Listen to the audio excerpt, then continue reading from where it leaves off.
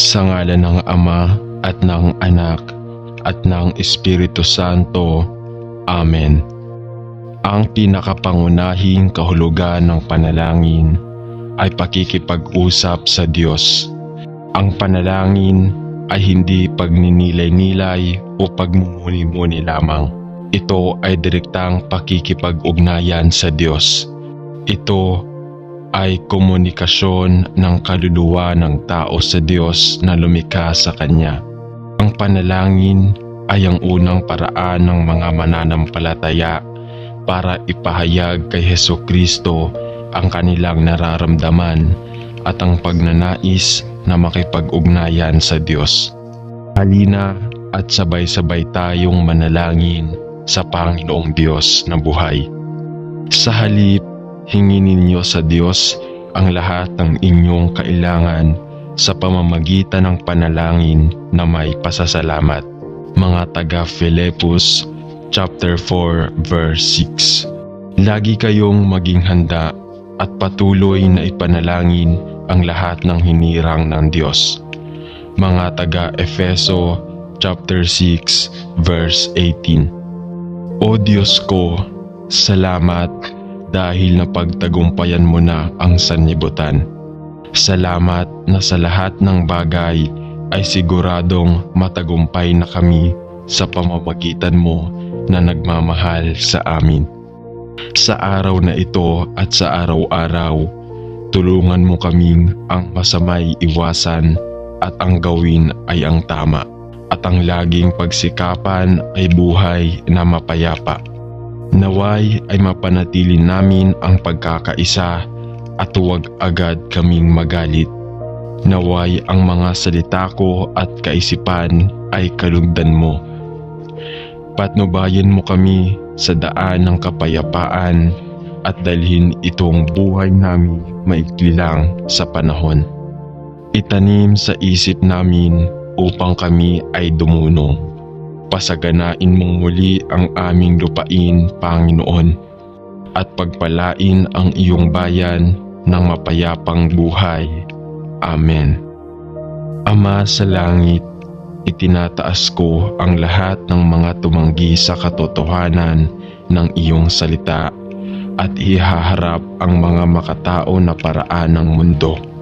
Panginoon, alam ko na Satanas ang ama ng mga kasinungalingan at ang kanyang dakilang hangarin ay ilayo ang marami sa landas ng katotohanan kay Kristo Jesus. Hinihiling ko sa Panginoon na hadlangan mo ang kanyang malisyosong mga plano at gamitin ang mga satanic agenda at ang mga humanistic na mga kasinungalingan na nakakasakit sa napakaraming tao upang maging mismong instrumento na magdudulot sa marami na tanungin ang mga halaga ng kanilang pinanghahawakan at ibalik sila mula sa kanilang makamundong paraan at hanapin ang Panginoong Hesus habang siya ay matatagpuan, sapagkat siya ang isa at tanging makatotohanan at siya ang daan at buhay at liwanag at siya lamang ang pag-asa para sa sangkatauhan. Itaas ang isang hukbo ng mga prayer warriors na handang harapin ang iyong muka at tumayo sa puwang para sa mga natangay sa mga kasinungalingan ng humanistic agenda. Naway ang katotohanan ng iyong salita ay maging isang beacon ng liwanag sa mga nangangailangan ng isang tagapagligtas, at ipinagdarasal ko na ang mga kasinungalingan ng kaaway ay malantad upang ang marami na patungo sa walang hanggan maghihiwalay sa Ama ay masweep sa kaharian ng kanyang mahal na anak sa iyong papuri at kaluwalhatian. Ang iyong salita ay katotohanan. Naway tumunog ang katotohanan ng iyong salita sa pakinig ng lahat ng namamatay at dalhin ang maraming tao sa kaligtasan. Sa pangalan ni Jesus ay nananalangin ako. Amen. Ama sa langit, ako ay pumunta sa iyo sa kahirapan ng espiritu upang hanapin ang iyong muka sa panahon na ang katotohanan ng iyong salita ay tila inatake sa bawat panig at kakaunti ang tila nakakaalam o nakakaunawa tungkol sa katotohanan ng kasulatan. Ama, kung minsan ay mahirap malaman kung ano ang katotohanan sa isang mundo kapag ang lahat ng bagay ay may kinalaman sa Diyos ay inaatake. Hindi lamang sa sekular na arena kundi sa maraming Kristiyanong ministeryo rin. Ipinangako mo ng iyong banal na espiritu ay gagabay sa iyong mga anak sa lahat ng katotohanan, lalo na sa mga naghahanap sa iyo ng lahat ng kanilang buong puso. At Panginoon, nais kong hanapin ka at higit na makilala ka. Ngunit Panginoon, hindi ko nais na maimpluwensyahan ng maling doktrina o maling pagtuturo. Panatilihin mo akong manalangin ako at gabayan mo ako sa aking buhay habang binabasa ko ang iyong salita at pinag-aaralan ang mga banal na kasulatan. Pigilan mo ako, Panginoon, mula sa pagkatangay sa maraming maling doktrina na tumanggap sa sangkakrisyanuhan ngayon. Bigyan mo ako ng isang matalinong puso na ipinagdarasal ko at tulungan mo akong makahanap ng isang guro na magtuturo sa akin ng buong konseho ng iyong salita ng katotohanan upang ako ay lumayo sa biyaya at sa isang kaalaman ng Panginoong Hesukristo. Salamat Ama, sa pangalan ni Jesus ay nananalangin ako. Amen. Ama sa langit, sinabihan kaming manalangin sa espiritu at katotohanan at hinihiling ko sa iyo na ipakita mo sa akin kung paano manalangin sa espiritu at katotohanan. Turuan mo ako, Panginoon, manalangin ayon sa nais mong ipanalangin mo ako. Ipinagdarasal ko na ang aking espiritu ng tao ay madala at magabayan ng iyong banal na espiritu na sa pamamagitan ng pananampalataya kay Kristo ay nabubuhay sa akin upang ako ay makahikayat na manalangin alinsunod sa iyong kalooban. Ipinagdarasal ko na ang aking espiritu ng tao ay makasakop sa iyong espiritu ng katotohanan, sapagkat alam kong ang siya lamang ang maaaring gumabay sa akin sa landas ng katotohanan. Habang ako ay yumuyuko sa harap ng iyong trono, sa pagpapakumbaba at nagpapasalamat na papuri para sa pribilehiyong ito ng panalangin na ipinagkaloob sa lahat ng iyong mga anak. Ipinagdarasal ko na gabayan mo ang mga panalangin sa pamamagitan ng katotohanan ng iyong salita, upang ang aking mga panalangin at pagsusumamo ay maging alinsunod sa iyong kalooban at alinsunod sa iyong mga pagnanasa. Turuan mo ako, Panginoon, upang manalangin sa espiritu at katotohanan, upang ang aking mapagpakumbabang mga kahilingan ay maging isang matamis na sarap at luwalhatiin ang aking Ama na nasa langit. Tinatanong ko ito sa pangalan ni Jesus. Amen. Panginoong Jesus, ako ay lumalapit sa iyo na namangha at nalungkot sa maraming kasinungalingan na ginawa sa ilan sa mga pinakamataas na koridor ng kapangyarihan sa lupain, at tila walang sino man ang maaari o gumagawa ng anumang bagay upang matugunan kung ano ang epektibong isang clampdown sa katotohanan. Ama, Sa napakatagal na panahon o pinahintulutan ko ang mga kasamaan na tila bumabalot sa ating mundo, sa pangkalahatan at sa ating bansa, lalo na upang hugasan ako. Ngunit Panginoon, ay napakaraming kasalanan na sumira sa ating mga tao, at ang kabutihan at katotohanan ay tila isang bagay ng madilim at malayong nakaraan, lalo na ang katotohanan ng iyong salita.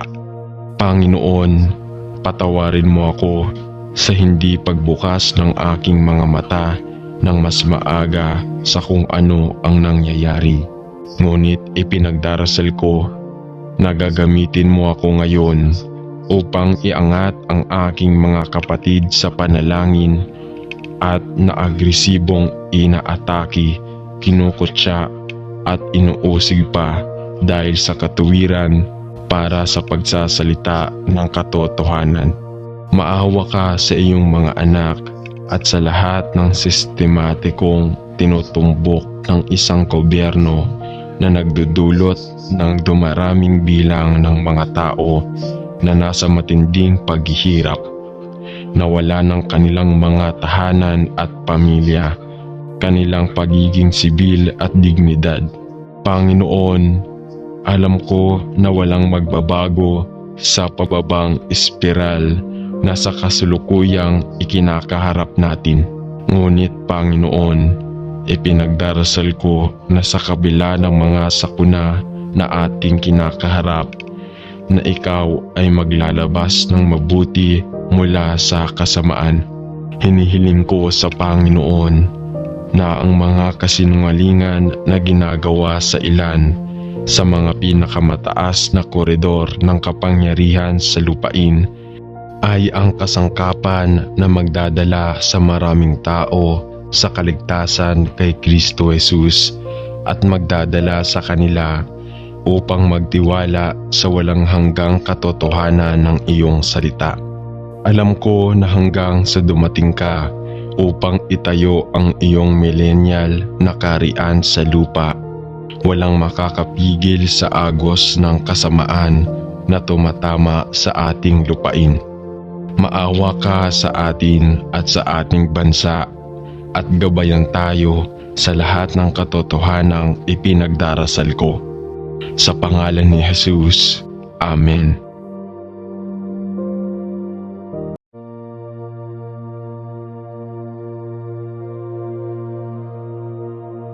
Sa ngalan ng Ama at ng Anak at ng Espiritu Santo.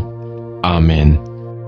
Ang pinakapangunahing kahulugan ng panalangin ay pakikipag-usap sa Diyos. Ang panalangin ay hindi pagninilay-nilay o pagmumuni-muni lamang. Ito ay direktang pakikipag-ugnayan sa Diyos. Ito ay komunikasyon ng kaluluwa ng tao sa Diyos na lumikha sa Kanya. Ang panalangin ay ang unang paraan ng mga mananampalataya para ipahayag kay Hesukristo ang kanilang nararamdaman at ang pagnanais na makipag-ugnayan sa Diyos. Halina at sabay-sabay tayong manalangin sa Panginoong Diyos na buhay. Sa halip, hingin ninyo sa Diyos ang lahat ng inyong kailangan sa pamamagitan ng panalangin na may pasasalamat. Mga taga Filipos chapter 4 verse 6. Lagi kayong maging handa at patuloy na ipanalangin ang lahat ng hinirang ng Diyos. Mga taga Efeso chapter 6 verse 18. O Diyos ko, salamat dahil napagtagumpayan mo na ang sanlibutan. Salamat na sa lahat ng bagay ay siguradong matagumpay na kami sa pamamagitan mo na nagmamahal sa amin. Sa araw na ito at sa araw-araw, tulungan mo kaming ang masamay iwasan at ang gawin ay ang tama, at ang laging pagsikapan ay buhay na mapayapa. Naway ay mapanatili namin ang pagkakaisa at huwag agad kaming magalit. Naway ang mga salita ko at kaisipan ay kalugdan mo. Patnubayan mo kami sa daan ng kapayapaan at dalhin itong buhay namin maikli lang sa panahon. Itanim sa isip namin upang kami ay dumunong. Pasaganain mong muli ang aming lupain, Panginoon, at pagpalain ang iyong bayan ng mapayapang buhay. Amen. Ama sa langit, itinataas ko ang lahat ng mga tumanggi sa katotohanan ng iyong salita at ihaharap ang mga makatao na paraan ng mundo.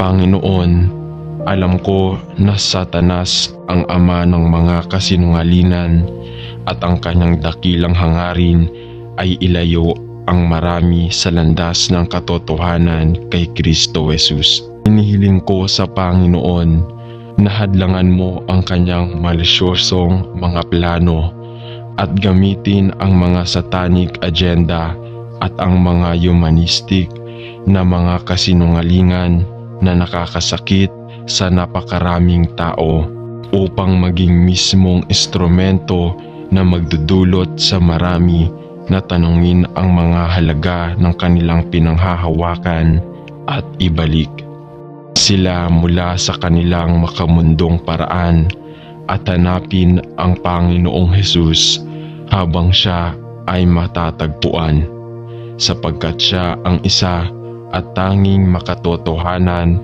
at siya ang daan at buhay at liwanag at siya lamang ang pag-asa para sa sangkatauhan.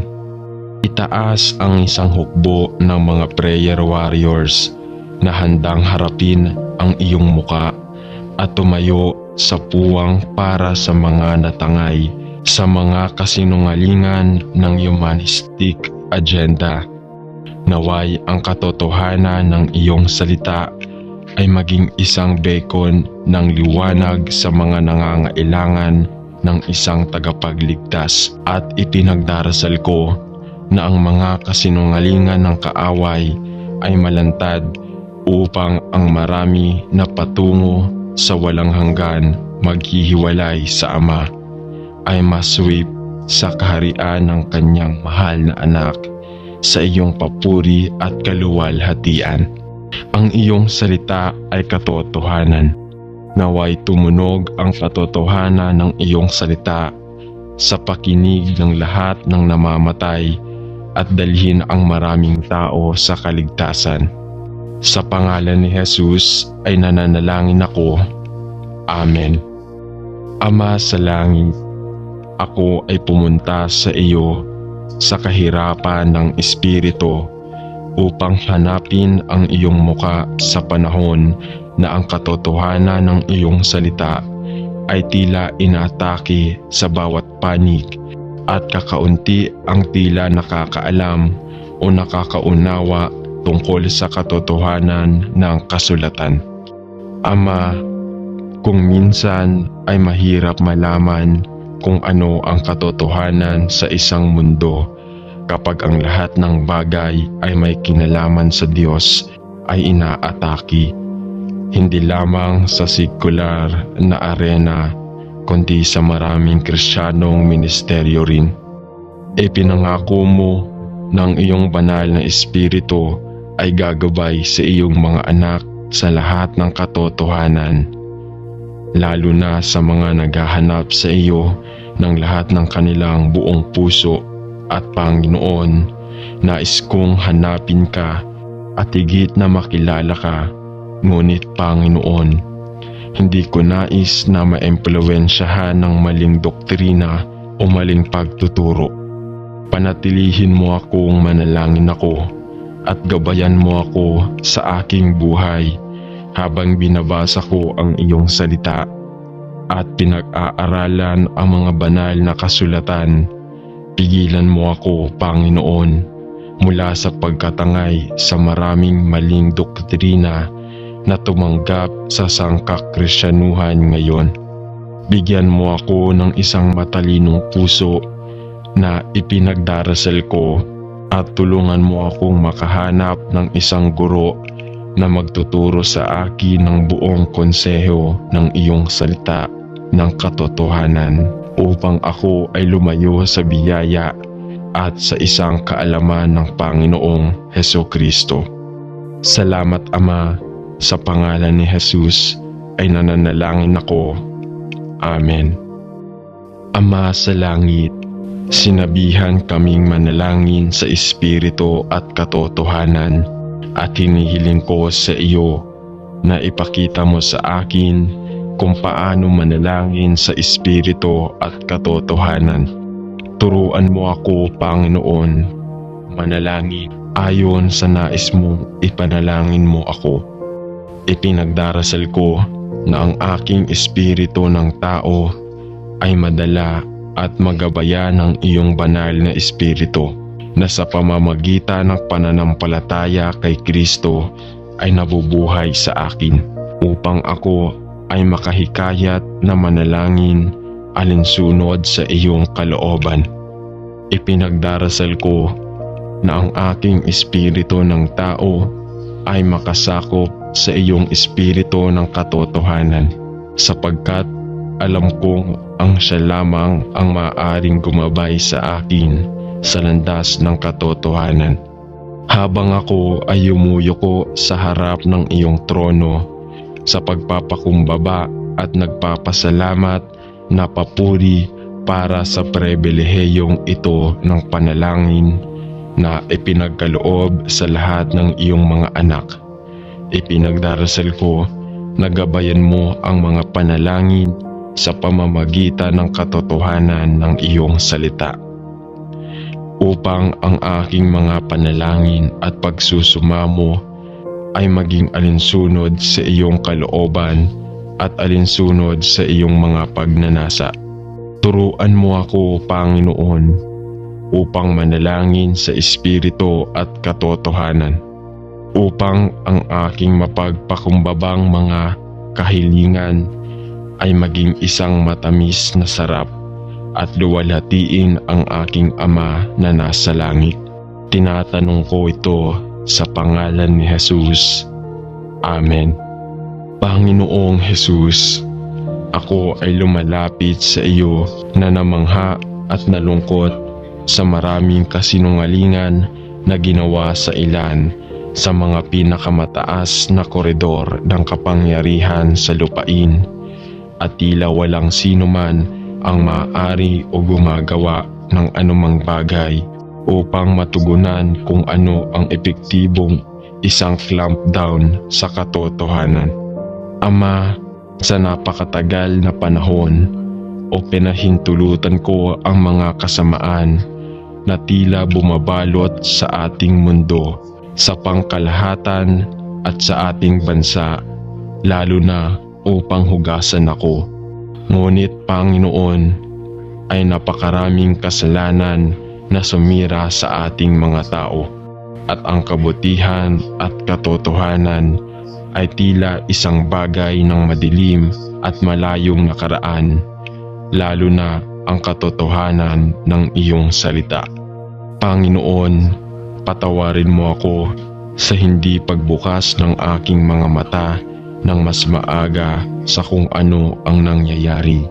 Ngunit ipinagdarasal ko na gagamitin mo ako ngayon upang iangat ang aking mga kapatid sa panalangin at naagresibong inaatake, kinukutya at inuusig pa dahil sa katuwiran para sa pagsasalita ng katotohanan. Maawa ka sa iyong mga anak at sa lahat ng sistematikong tinutumbok ng isang gobyerno na nagdudulot ng dumaraming bilang ng mga tao na nasa matinding paghihirap, na wala ng kanilang mga tahanan at pamilya, kanilang pagiging sibil at dignidad. Panginoon, alam ko na walang magbabago sa pababang espiral na sa kasulukuyang ikinakaharap natin. Ngunit Panginoon, ipinagdarasal ko na sa kabila ng mga sakuna na ating kinakaharap, na ikaw ay maglalabas ng mabuti mula sa kasamaan. Hinihiling ko sa Panginoon na ang mga kasinungalingan na ginagawa sa ilan sa mga pinakamataas na koridor ng kapangyarihan sa lupain ay ang kasangkapan na magdadala sa maraming tao sa kaligtasan kay Kristo Jesus at magdadala sa kanila upang magtiwala sa walang hanggang katotohanan ng iyong salita. Alam ko na hanggang sa dumating ka upang itayo ang iyong millennial na kaharian sa lupa, walang makakapigil sa agos ng kasamaan na tumatama sa ating lupain. Maawa ka sa atin at sa ating bansa at gabayan tayo sa lahat ng katotohanang ipinagdarasal ko. Sa pangalan ni Jesus. Amen.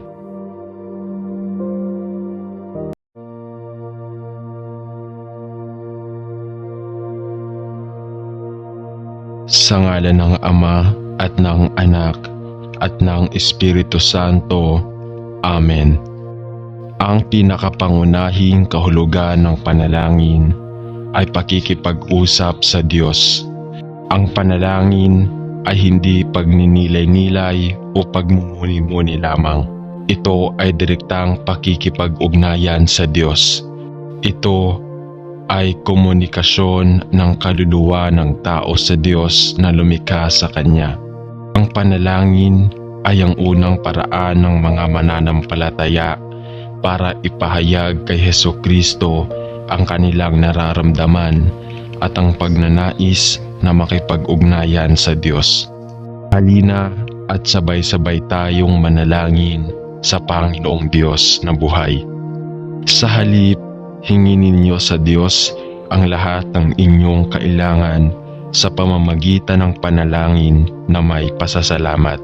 Mga taga Filipos chapter 4 verse 6. Lagi kayong maging handa at patuloy na ipanalangin ang lahat ng hinirang ng Diyos. Mga taga Efeso chapter 6 verse 18. O Diyos ko, salamat dahil napagtagumpayan mo na ang sanlibutan. Salamat na sa lahat ng bagay ay siguradong matagumpay na kami sa pamamagitan mo na nagmamahal sa amin.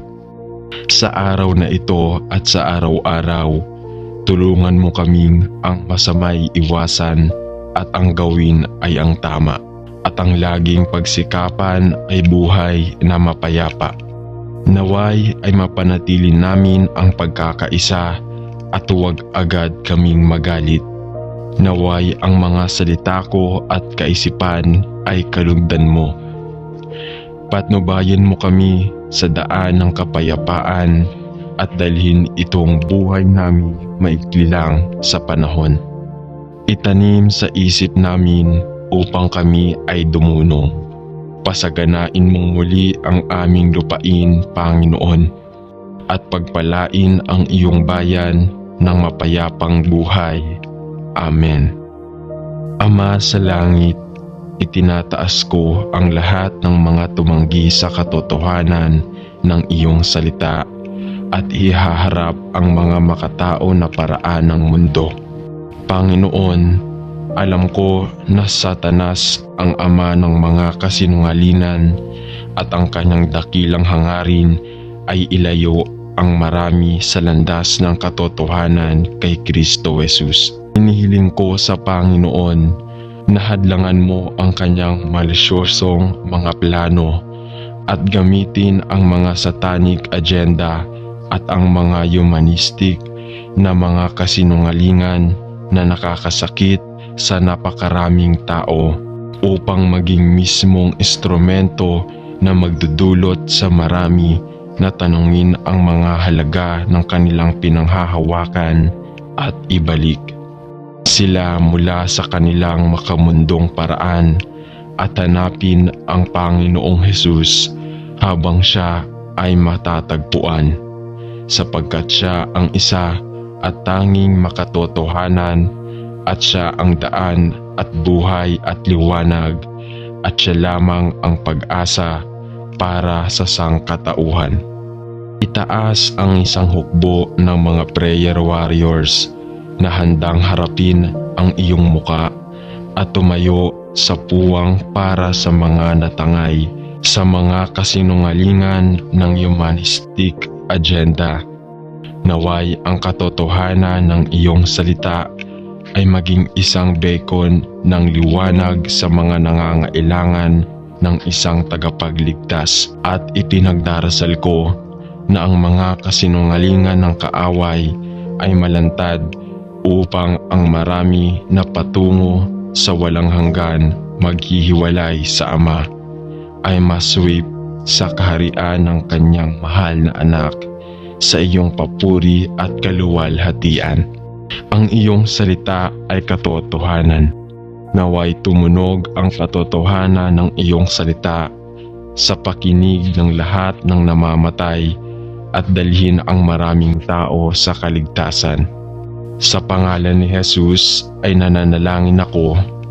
Amen. Ama sa langit, ako ay pumunta sa iyo sa kahirapan ng espiritu upang hanapin ang iyong muka sa panahon na ang katotohanan ng iyong salita ay tila inaatake sa bawat panig at kakaunti ang tila nakakaalam o nakakaunawa tungkol sa katotohanan ng kasulatan. Ama, kung minsan ay mahirap malaman kung ano ang katotohanan sa isang mundo kapag ang lahat ng bagay ay may kinalaman sa Diyos ay inaatake.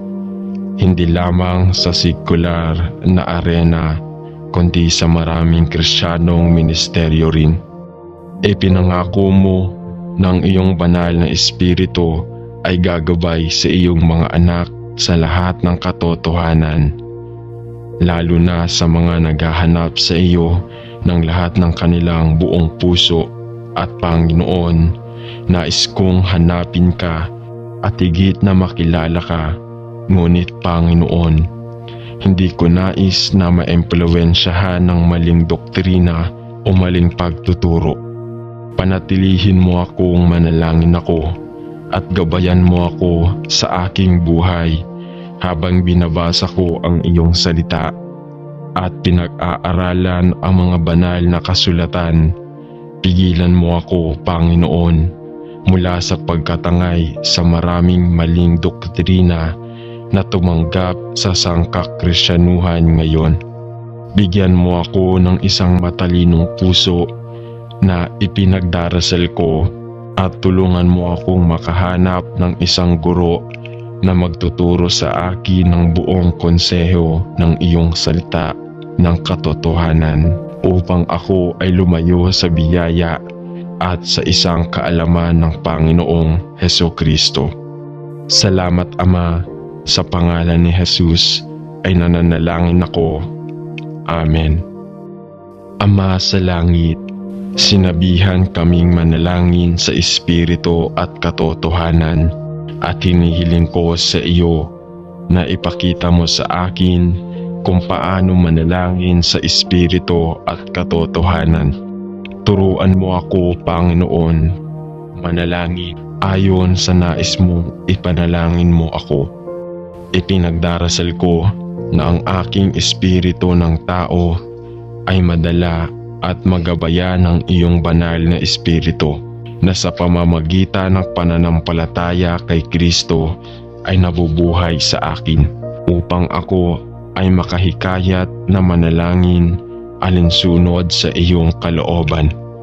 Ipinagdarasal ko na ang aking espiritu ng tao ay makasakop sa iyong espiritu ng katotohanan, sapagkat alam kong ang siya lamang ang maaaring gumabay sa akin sa landas ng katotohanan. Habang ako ay yumuyuko sa harap ng iyong trono sa pagpapakumbaba at nagpapasalamat na papuri para sa pribilehiyong ito ng panalangin na ipinagkaloob sa lahat ng iyong mga anak. Ipinagdarasal ko na gabayan mo ang mga panalangin sa pamamagitan ng katotohanan ng iyong salita, upang ang aking mga panalangin at pagsusumamo ay maging alinsunod sa iyong kalooban at alinsunod sa iyong mga pagnanasa. Turuan mo ako, Panginoon, upang manalangin sa Espiritu at katotohanan, upang ang aking mapagpakumbabang mga kahilingan ay maging isang matamis na sarap at luwalhatiin ang aking Ama na nasa langit. Tinatanong ko ito sa pangalan ni Jesus. Amen.